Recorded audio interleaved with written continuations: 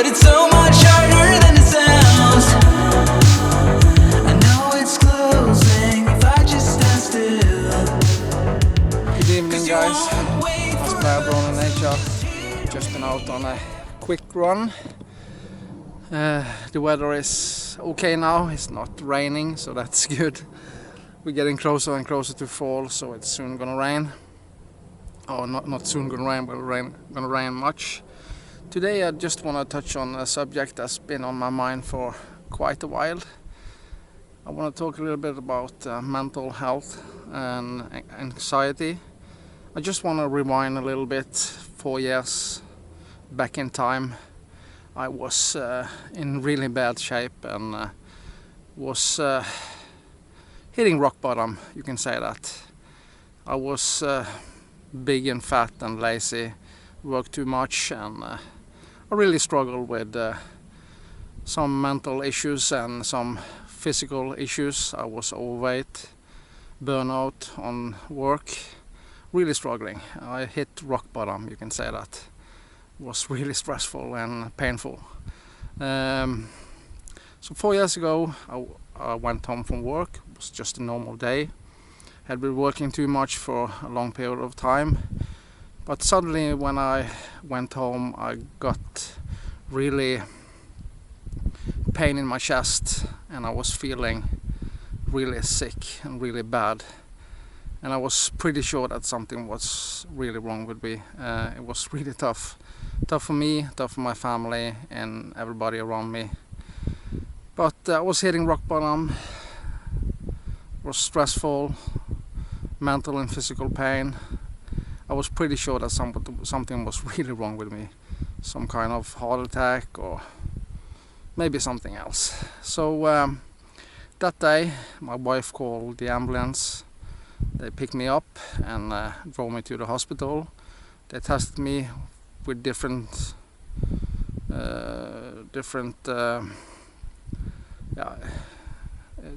they measured my heart rate and was testing me in all different different ways, you can say, but they didn't find anything wrong with me. But I was feeling something. I was pretty sure that I have some kind of cancer, or I did have a mental breakdown, you can say. So it was a really hard period of my life, and I did got some days out of work and started again, go to work, but I soon found out that I couldn't do this. This was something was really wrong. So I started to get to the doctors and talk to him, and he tested me and did all kind of stuff with me, and he was pretty sure that I had some kind of anxiety and some kind of mental problems. But I wanted to test everything, so he did take my blood pressures and tested my blood and checked me out for different kinds of cancers and everything. But he didn't find anything physical wrong with me. But he told me that I should call in sick and not go to work at all. And he wanted to put me on some kind of medicine, so I did get some blood pressure medicine just to get my blood pressure down. And he just told me that I should be away from work and just relax. But that's not easy at all when you're feeling some kind of physical and mental pain. You're always thinking about it, and it's become a big problem for you. So my recommendation, especially that worked for me, that never Google what you think is wrong with you. That's the biggest mistake I ever done, was Google what I was feeling. If you Google your feelings or pains, I'm pretty sure you're gonna find something terrible on Google, some kind of cancer or something, and that don't make you better. Trust me, it make you worse. For me, I had to do something. I was going on these drugs, blood pressure medicine, but that was terrible. My heart rate was really low and I was feeling sick all the time. I was still pretty overweight, struggling with different mental issues. I was thinking about this all the time, so I did have to make some kind of change. And one day I just told myself that I should start just walking. Just go out in nature and walk. Put some music on your ears and just walk. So I started doing that, and I was walking for a couple of hours each and every day. I was away from work for almost 3 months, and I had a really good boss. He told me, just don't check your emails, don't take your job PC with you home, don't do anything, just think of yourself. And that really works for me. It was amazing. I started walking each and every day, and slowly I started running, and and it was incredible. Just in 2 weeks I started feeling better, mentally and physically. And of course my wife was a big support for me, because it wasn't easy to be around me that time. Even the lowest noise in the house, when my kids were playing or somebody was talking to me, everything annoyed me all the time. So that was just a terrible time of my life. But in one way I'm really glad that I got that mental breakdown. I think I needed it, because I was in a place in my life where I never want to go back to. Mental and physical burnout was terrible.